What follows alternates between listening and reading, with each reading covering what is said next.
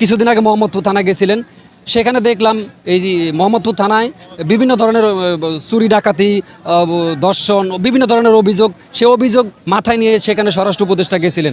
এবং আরেকটা বিষয় আছে যে কবরস্থান রায়ের বাজার কবরস্থানে সেখানে 2 নাম্বার ইট দিয়ে কবরস্থান কাজ নির্মাণ করা হয়, সেখানেও তিনি সমস্ত বিষয়গুলো তুলে ধরেছেন। আসলে উনি হচ্ছেন একজন দেশপ্রেমিক এবং জনবান্ধব এই আমাদের স্বরাষ্ট্র উপদেষ্টা। এরকম আসলে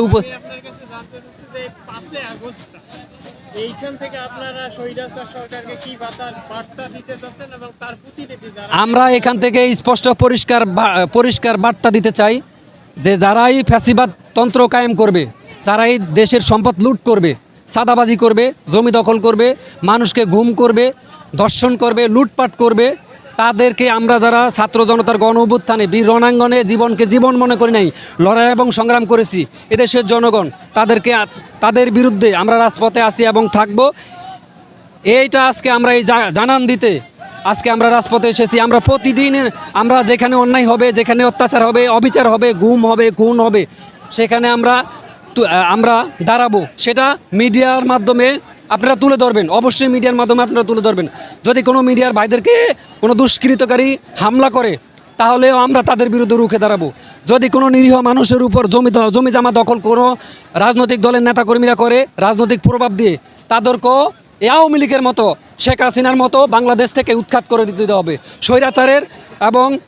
স্বৈরাচারের কোনো দখল এই বাংলাদেশে হবে না, খুনিদের দখল এই বাংলাদেশে হবে না। কোনো ধরনের অত্যাচার, অবিচার, এই ভোটের বাক্স লুট করা, মানুষের জমি দখল করা, এই সমস্ত ধরনের কর্মকাণ্ড বাংলাদেশের মাটিতে যারা করবে, তাদেরকে আমরা শেখ হাসিনার মতো এই বাংলাদেশ থেকে উৎখাত করে দেব। স্পষ্ট পরিষ্কার ভাষায় বলে দিচ্ছি।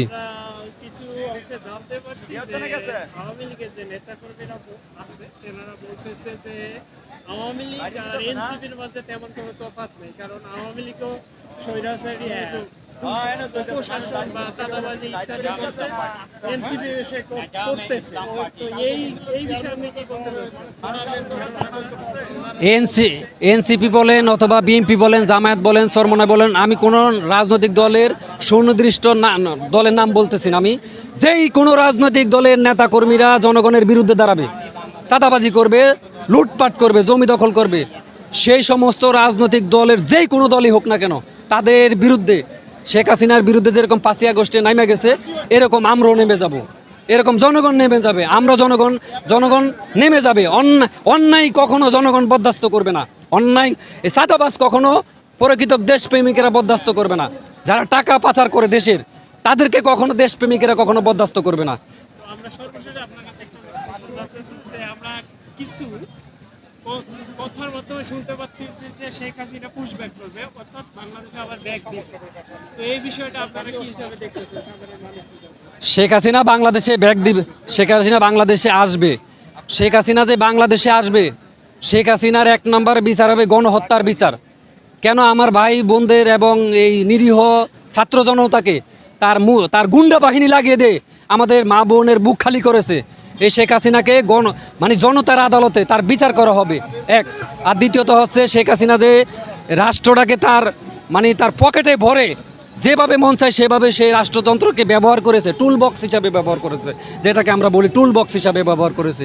তার জন্য শেখ হাসিনার ফাঁসি চাই আমরা, পরিষ্কার কথা। এদেশের জনগণ শেখ হাসিনার ফাঁসি চায় এবং শেখ হাসিনার ফাঁসির কার্যকর অচিরেই করতে হবে সরকার। যেই কোনো আগামীতে যদি বিএনপি সরকার আসে অথবা অন্তর্বর্তীকালীন সরকার অলরেডি অনেক কাজকর্ম শুরু করে দিয়েছে, এবং আমরা যারা বিপ্লবী আছি রাজপথের, শেখ হাসিনাকে কোনোভাবেই, আওয়ামী লীগের লেজ লেঙ্গুরদেরকে, আওয়ামী লীগকে আমরা কোনো ক্ষমা করব না। যারা গণহত্যার সাথে জড়িত, যারা লুটের সাথে জড়িত, যারা ভোট চুরির সাথে জড়িত, যারা দেশের শেয়ার বাজারের লুট